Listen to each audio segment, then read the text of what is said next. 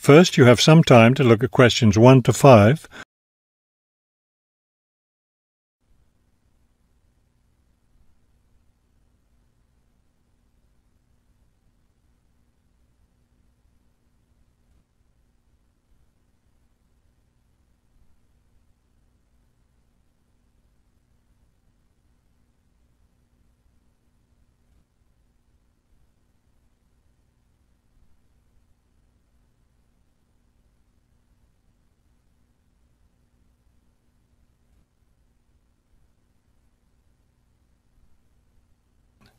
Now we shall begin. You should answer the questions as you listen, because you will not hear the recording a second time. Listen carefully and answer questions 1 to 5.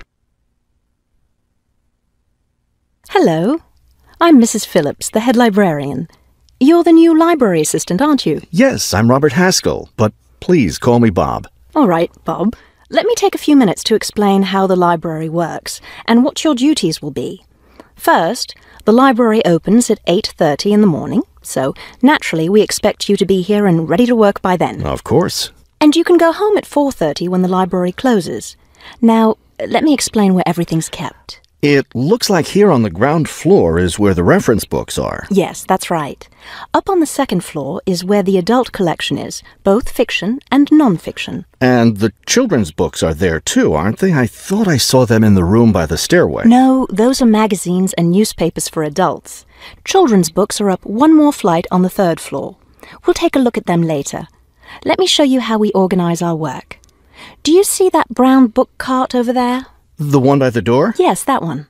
Those books have been checked in and need to go back on the shelves. Okay, so the brown book cart has books to reshelve. What about this black cart by the desk? Those books have torn pages or damaged covers. They're all books that need to be repaired. Okay, I know how to do a lot of that. I'm pretty good at mending torn pages and covers. That's great, because we really need help with that. And that white cart in the corner, what are those books for? Those are old books that we've taken off the shelves to make room for new ones. We sell them as used books to raise money for the library. So they're all ready to sell? Yes, that's right. So now you know what to do with the books in the carts. Let's talk about our activities schedule. Before you hear the rest of the conversation, you have some time to look at questions 6 to 10.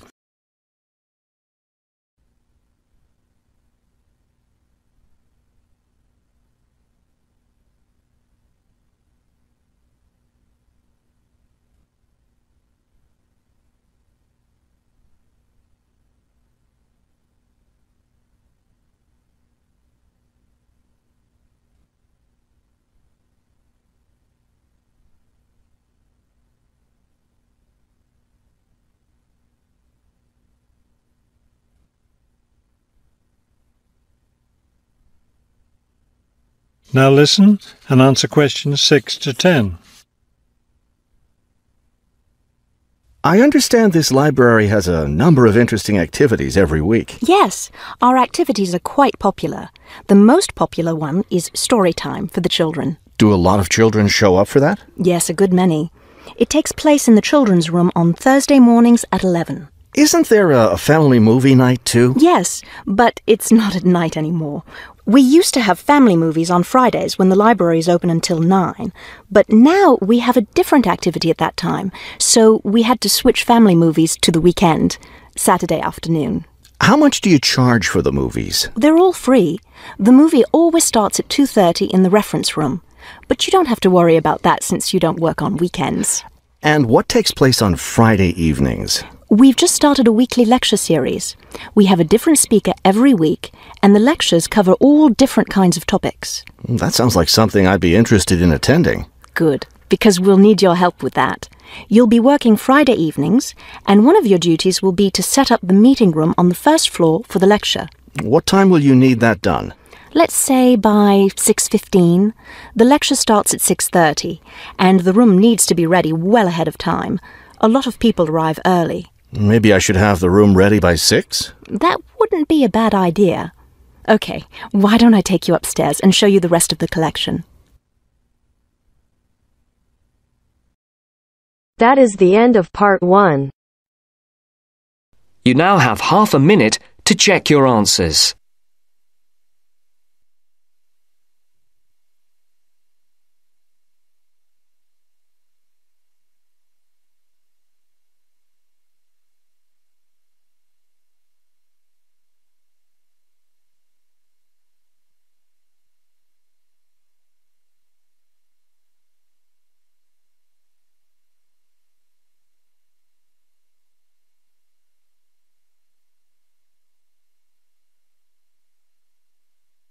Now turns to Part 2. Part 2.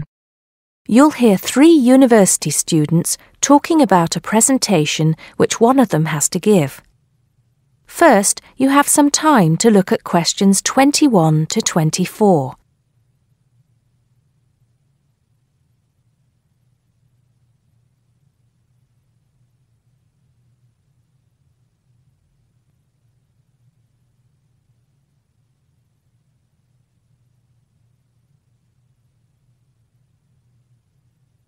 First, look at questions 11 to 14.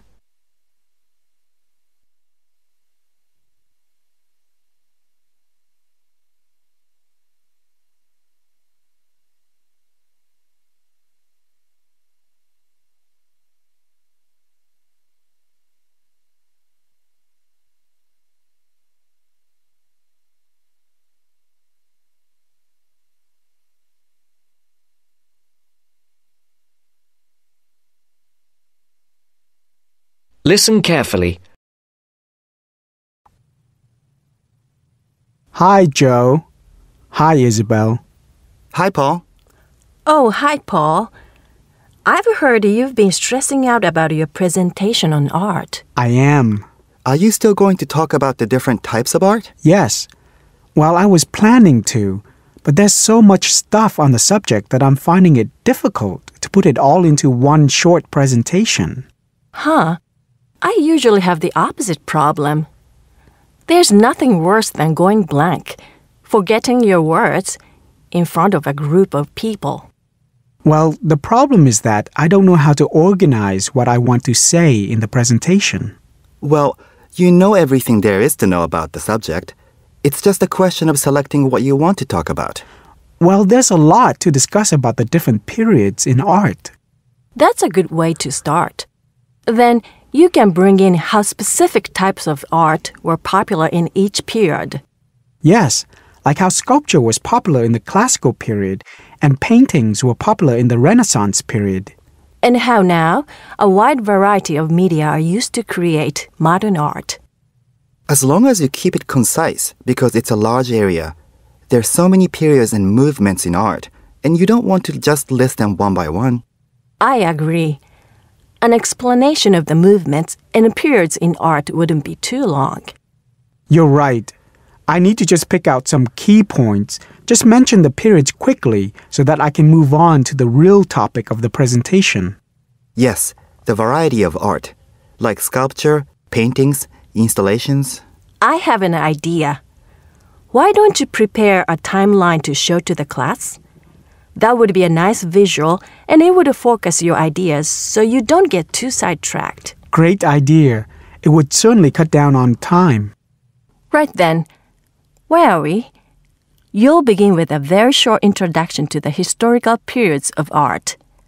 Then, you'll talk about popular types of art within these periods. That's sorted.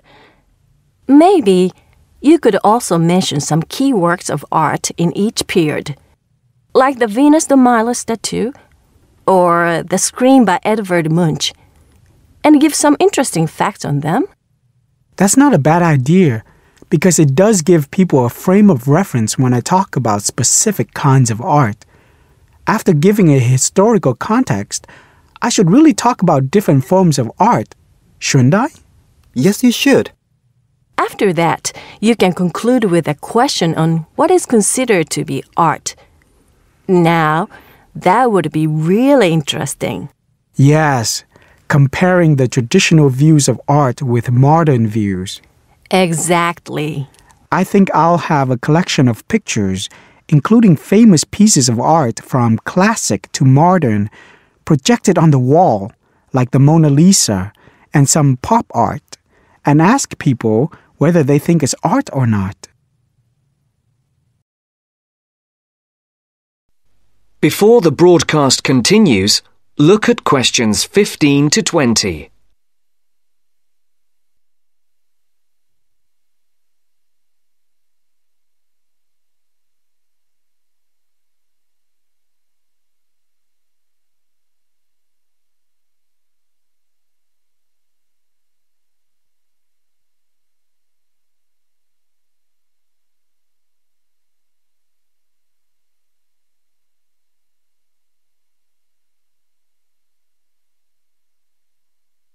You will now listen to the second part of the talk.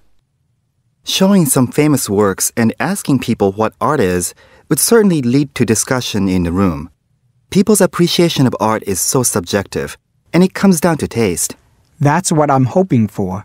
Some disagreement to liven up the presentation. And you could stick in some really controversial ones like graffiti and modern art installations in between pieces of art that are universally accepted, like the work of the Renaissance painters. Sounds good to me. I have to say, I really don't understand some modern art myself. There was one recently that was just a pile of rubbish. It doesn't require much skill to create, does it? And what does it mean? There's no point to it. Actually, Joe, I like some modern art. It makes you look at the world in a different way. Artists now have the freedom to express themselves completely. Yes, but there is an idea now that anything can be art. I've heard of paintings being sold for large sums of money, which have been done by small children and animals. Now that's ridiculous. Oh, you could find one of those paintings and put it in your presentation, couldn't you, Paul? That would really be interesting. Well, Paul, what do you think? I like it. Just thinking. I'll need to do some more research to find pictures for the slideshow. Yes, we can help you. Can't we, Joe? Of course. If you go to the fine art section of the library, I'm sure you'll find everything you need. Just ask the staff and they'll give you access to a slide bank of hundreds of famous works of art. And if you still can't find what you're looking for, use the library computers to go online. There are lots of images on the internet. Of course, you'll need to use a search engine like Google, but it's dead easy. Thanks, guys. I'm feeling much clearer about the project. Your ideas have been really useful. I think I should end with a quote of some kind by a famous artist. What do you think? That's a good idea. Now let's go to the library and see what they have.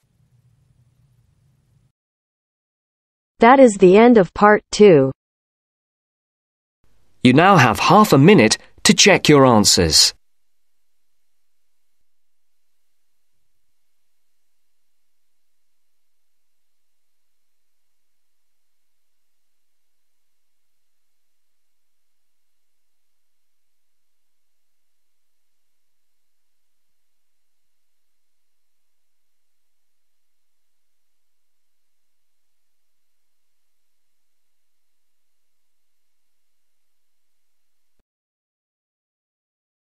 Now turns to part 3. Part 3. You will hear a reporter talking on the radio about old racing cars. First, you have some time to look at questions 21 to 26.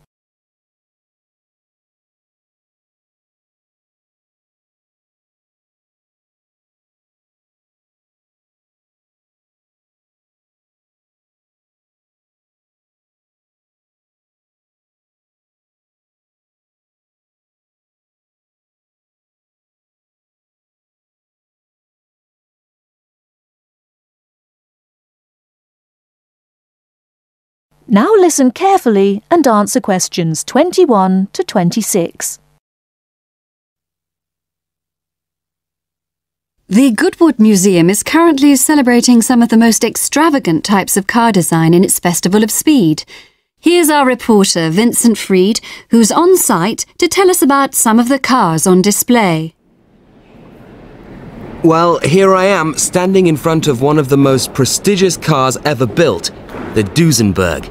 a fantastically expensive, luxurious car built in the early part of the 20th century and bearing all the glamorous qualities of the Jazz Age. How many were there? Well, only 473 Duesenberg J-types were ever built, and the model here is one of the rarest. Each had a short 125-inch chassis or framework, and the body was always in the form of an open two-seater. The technology behind the car's 6.9-litre engine was extraordinary. It featured capsules of mercury in the engines to absorb vibration and provide an incredibly smooth ride. In fact, these cars offered unparalleled performance. In an age when 160 kilometers per hour was considered very fast, the Duesenberg promised a top speed of 180 kilometers per hour and could do 140 kilometers per hour in second gear. Duesenberg, who designed the car, sold it as a frame and engine. This was typical of the age again, and many prestige manufacturers such as Rolls-Royce did exactly the same. Owners able to afford the hefty $9,000 price tag for the basic car would then commission a coachwork company to build a body tailored to their own individual requirements. The Duesenberg's great attraction for the driver was its instrument panel, which offered all the usual features but also several others, including a stopwatch. It was the Duesenberg's technology that lay behind its success as a racing car, and they dominated the American racing scene in the 1920s, winning the Indianapolis Grand Prix in 1924, 25 and 27. Before you hear the rest of the talk, you have some time to look at questions 27 to 30.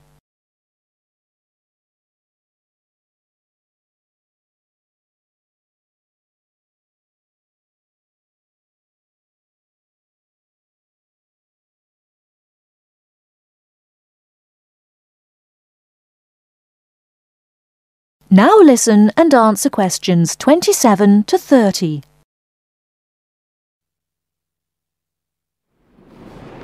On to another celebrity, the 1922 Leia Helica. Only 30 of these French propeller cars were built, and the model here at Goodwood, which was the fourth to be made, is thought to be the only surviving example still capable of running.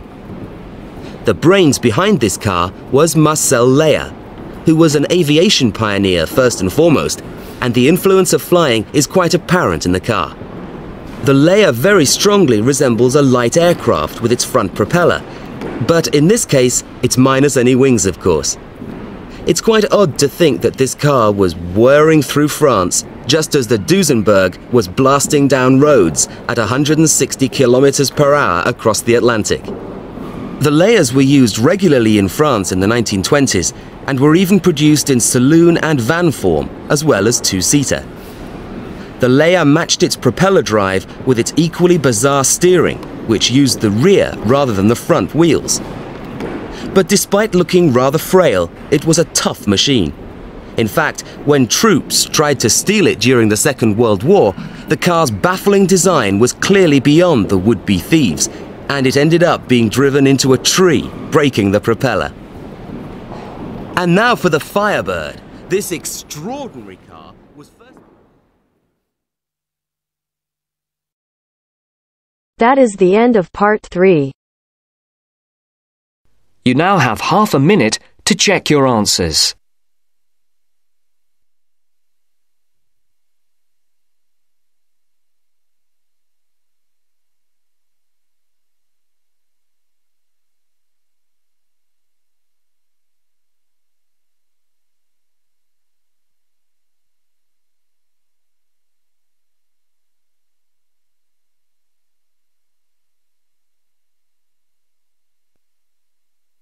Now turns to part 4. Part 4. You'll hear a man giving a lecture on nuclear fusion. First, you have some time to look at questions 31 to 33.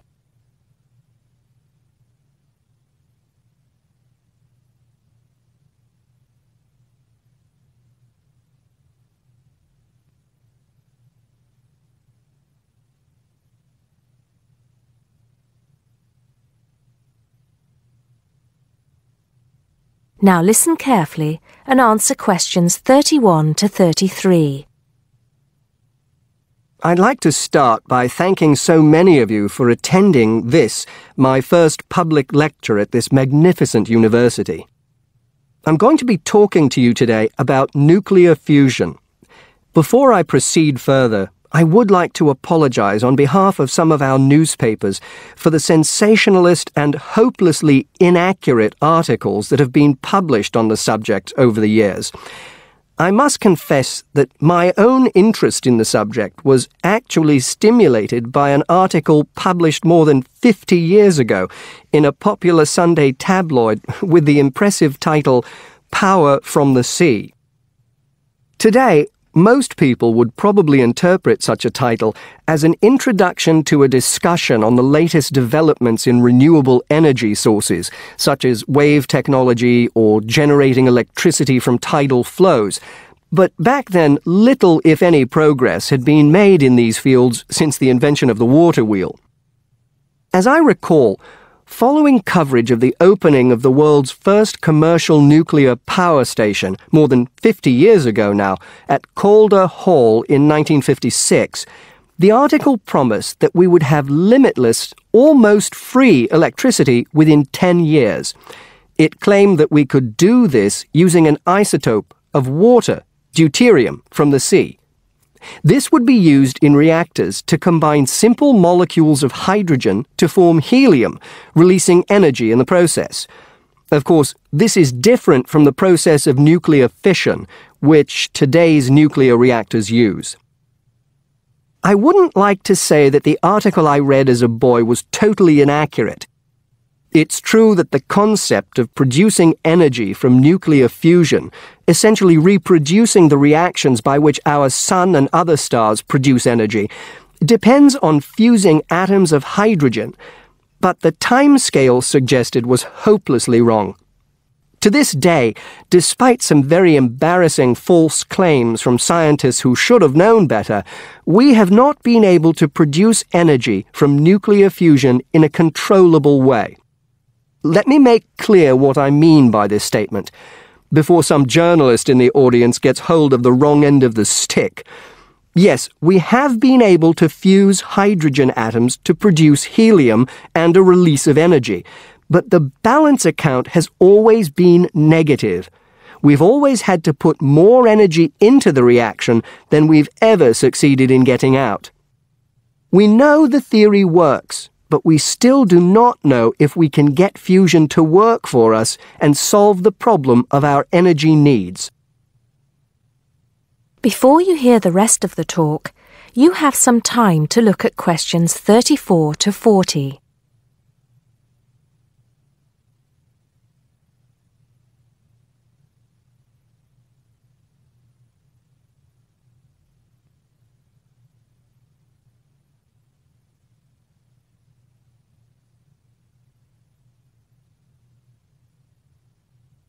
Now listen and answer questions 34 to 40.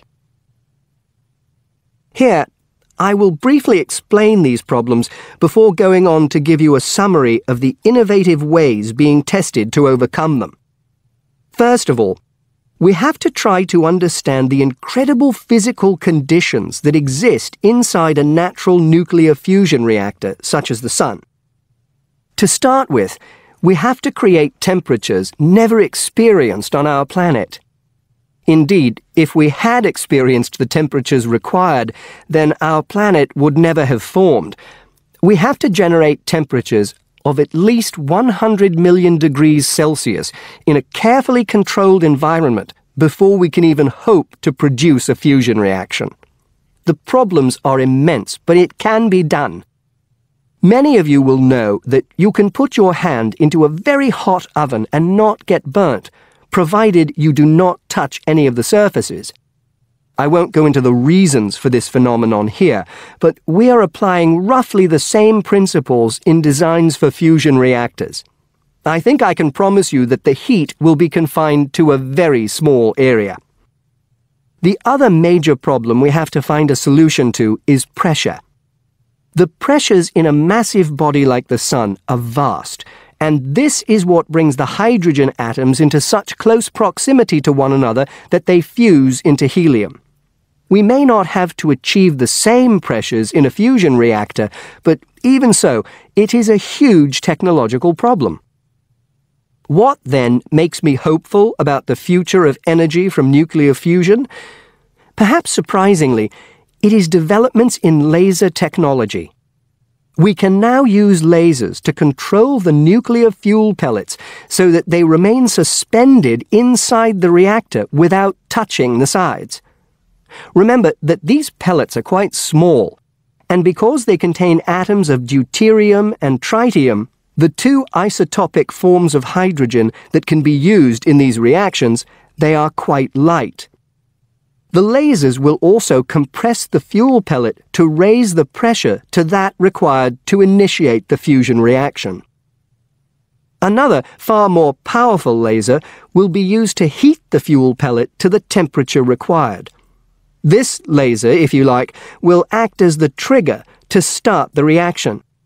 Once started, it is hoped that the reaction will produce enough energy to maintain itself, and also that it will produce a surplus in the form of heat that can be used to produce the steam needed to drive turbines in order to generate the electricity the world needs.